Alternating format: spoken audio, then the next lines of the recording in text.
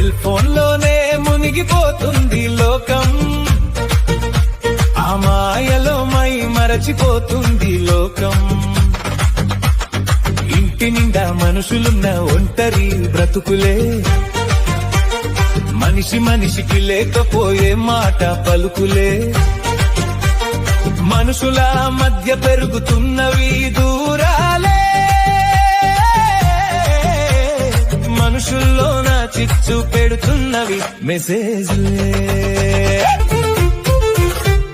నిద్ర లేవగానే ముందు వెతుకుతారు ఫోన్నే,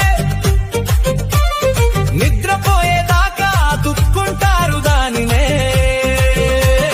సరిగ్గా వాడితే జ్ఞానానికి గొప్ప సాధనం, అతిగా వాడితే జీవితానికే పెను ప్రమాదం.